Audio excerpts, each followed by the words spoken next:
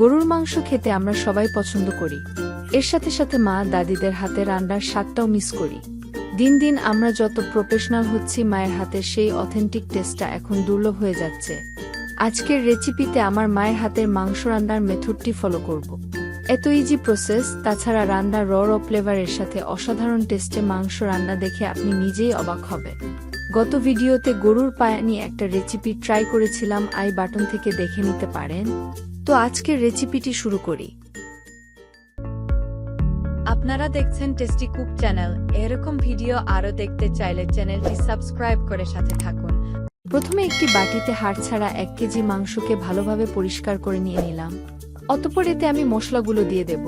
প্রথমে 1 টেবিলস্পুন লবণ, 1 টেবিলস্পুন বাদাম বাটা, আদা 1.5 টেবিলস্পুন, রসুন 1.5 টেবিলস্পুন, কালো গোল মরিচ 1 টিস্পুন, হলুদ 2 টিস্পুন, মরিচের গুঁড়া 1.5 টিস্পুন, কালাজিরা 1 টেবিলস্পুন, গরম মশলা 1 টিস্পুন, ধনিয়া গুঁড়া 1 টিস্পুন দিয়ে দিলাম। অতঃপর মশলাগুলোকে মাংসের সাথে ভালোভাবে মেখে নেব।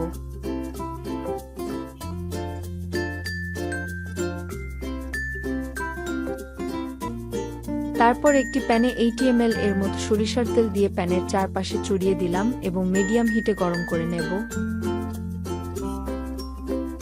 অতঃপর এতে 1 কাপ পেঁয়াজ কুচি দিয়ে দিলাম। একটি বিষয় খেয়াল রাখতে হবে, মাংসের চর্বি কম হলে তেল একটু বেশি করে দিতে হবে। তারপর পেঁয়াজগুলোকে ভালোভাবে নেড়ে দিলাম। অতঃপর এতে 3টি তেজপাতা, 7টি এলাচ, একটি কালো এলাচ এবং 2 পিস দারুচিনি দিয়ে ভালোভাবে ভেজে নিলাম। তারপর পেঁয়াজগুলো ভালোভাবে ভাজা হলে এতে আমি মাংসগুলোকে দিয়ে দিলাম।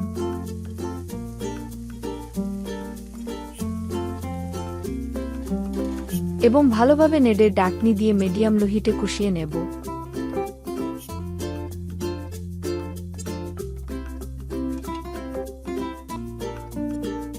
একটু পরেই মাংসগুলো থেকে পানি ছেড়ে দিবে।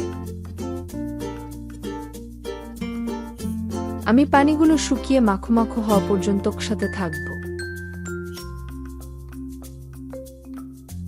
প্রতি 5 মিনিট পর পর মাংসগুলোকে নেড়ে দেব যাতে প্যানে লেগে পুড়ে না যায়। আমি মাংসগুলোকে প্রায় 30 মিনিট কষিয়ে নিয়েছি। আমি যেহেতু আজকে আলু দিয়ে রান্না করব, তাই কষানো হয়ে গেলে মাংসগুলোকে একটি বাটিতে নিয়ে নেব। এক্ষেত্রে আপনারা যদি শুধু মাংস রান্না করেন তাহলে এতে 3 কাপ গরম পানি দিয়ে আরও 30 মিনিট রান্না করলে হয়ে যাবে। তারপর আমি একই প্যানে 3 কাপ ফুটানো গরম পানি দিয়ে দেব এবং 4 পিস মাঝারি সাইজের আলুকে কেটে দিয়ে দেব এবং ডাকনি দিয়ে 10 মিনিট কষিয়ে নেব। অতঃপর আলুগুলো কষানো হলে আমি এতে মাংসগুলোকে পুনরায় দিয়ে দেব।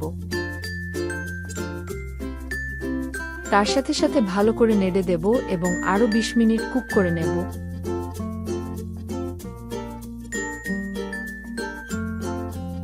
এর মাঝে আমি এতে 3টি কাঁচা মরিচকে দিয়ে আবারও ভালোভাবে নেড়ে নেব।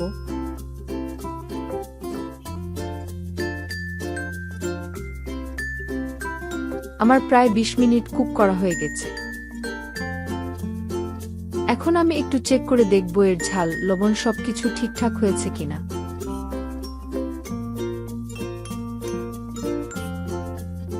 তো আমার রান্না কমপ্লিট। এখন মাংসগুলো পরিবেশনের জন্য পুরোপুরি প্রস্তুত। ভিডিওটি ভালো লাগলে লাইক এবং আমাদের চ্যানেলটি সাবস্ক্রাইব করে পাশে থাকবেন। দেখা হবে পরবর্তী রেসিপিতে। আল্লাহ হাফেজ।